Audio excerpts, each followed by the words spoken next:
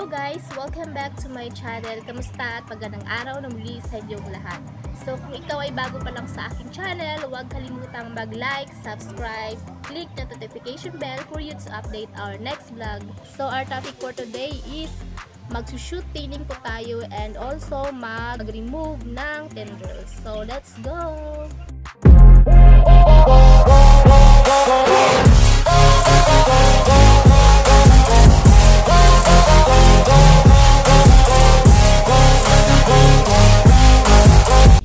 So hello guys, nandito na tayo sa ating puno ng ubas. So ito yung cordon, which is the arm, 1 cordon, 2 cordon, and also the 3 cordon. So yung gagawin lang natin ngayon is tuturuan ko kayong mag-remove ng side shoots sa ating mga ubas.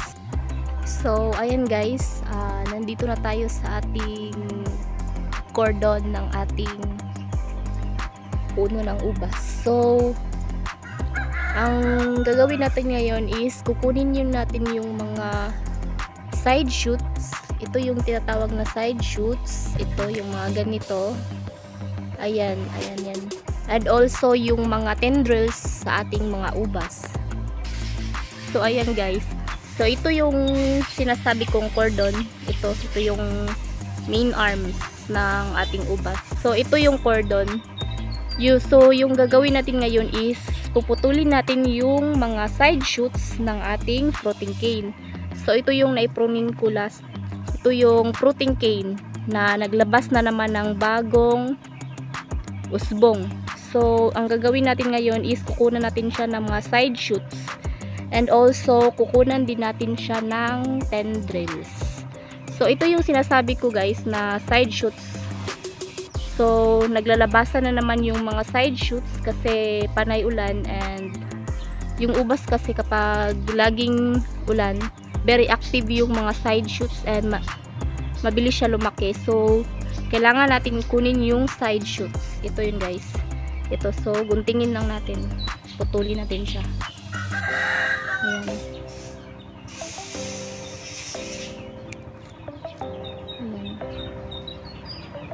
Bakit natin kinukuha yung tendrils and the side shoots na tinatawag? So yung side shoots, ito yung mga unwanted shoots na hindi kailangan ng ubas. So pag hindi natin kinuha yung side shoots and also the tendrils, mabagal po yung paglaki ng mga fruiting cane and matagal po silang mag-matured. Ito yung mga unwanted shoots. So, dapat tinatanggal po siya. Ayan. Ayan. Ito din yung tendrils. Pag kinuha natin yung tendrils, guys, hindi tayo mahihirapang mag-pruning kasi nga, yung mga side shoots na ganito is malakas siyang pumupulupot sa ganyan, sa ating trellis.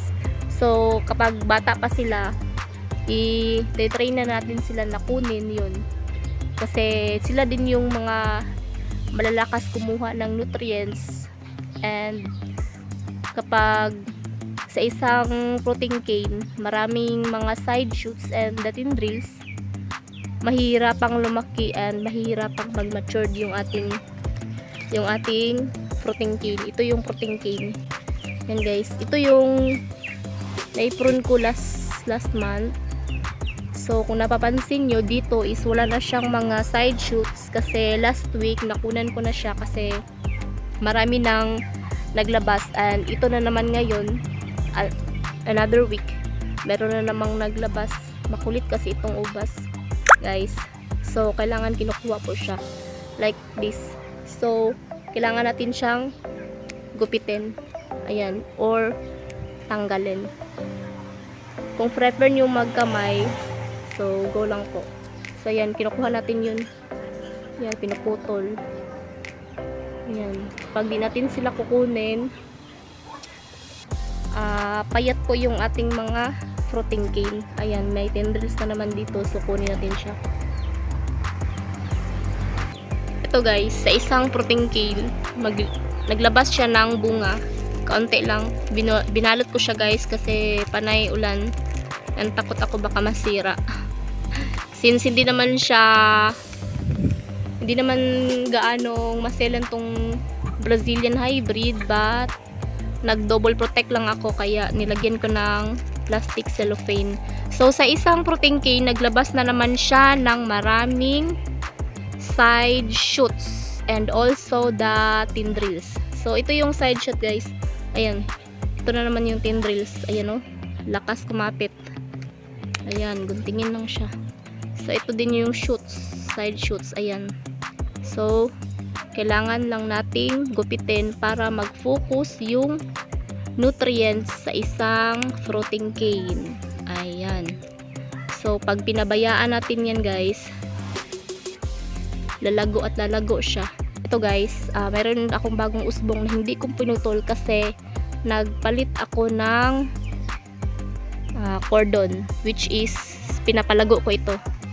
Yung isa namang cordon, guys, is pinutol ko kasi nilagyan ko ng bagong variety. Ito yung Baikonur variety. Ayan. Ayan. Pag nag-graft din tayo, guys, kapag may tumubo sa rootstock, ayan, tanggalin lang natin yan para mag-focus din yung nutrients doon. Ito. So, ayan, guys.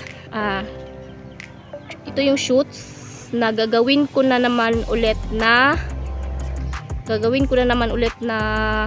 cordon. So yung shoots na ito is hindi ko siya pinutol.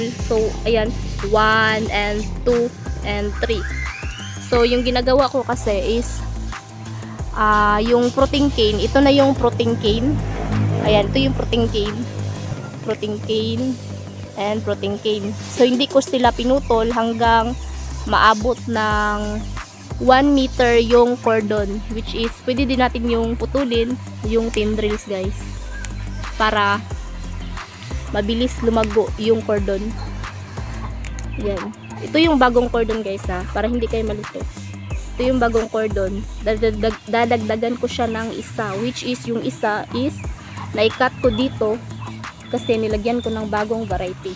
So nagdagdag ako ng isang cordon, which is palalaguin pa natin siya. Yung isang cordon is nagiwan ako ng mga shoots kasi ito yung gagawin nating bagong fruiting cane. So yung shoots, guys, kung napapansin nyo is siguro nasa 5 inches ito. Ayan, space siya para hindi siya mahirapan sa paglaki. So ayan, guys. So ito, puputulin ko na naman ito kasi ito din para maluwag yung distansya nila and di sila mahirapang lumaki yung mga fruiting canes. Ayan, fruiting cane 1 and 2. So ayan, di natin siya puputulin kasi palalaguin pa natin siya. And ito, guys, kung mapansin nyo, meron pang tendrils. So putulin lang natin siya and putulin yung mga unwanted shoots. Ayan. Ayan. Ayan. Putol. Ito pa, guys. Sa isang protein cane na naman, may mga shoots. Unwanted shoots. So, putol lang siya. Putol para mabilis lumago yung ating protein cane at maging mataba siya. Pag hindi kasi natin pinutol yung mga side shoot, guys, hindi tataba yung mga fruiting cane na ating ginawa. So kailangan talaga na putulin siya and wag lang natin yung pabayaan yung shoots na lumago. So ayan lang po siguro, and that's all for today. Thank you for watching.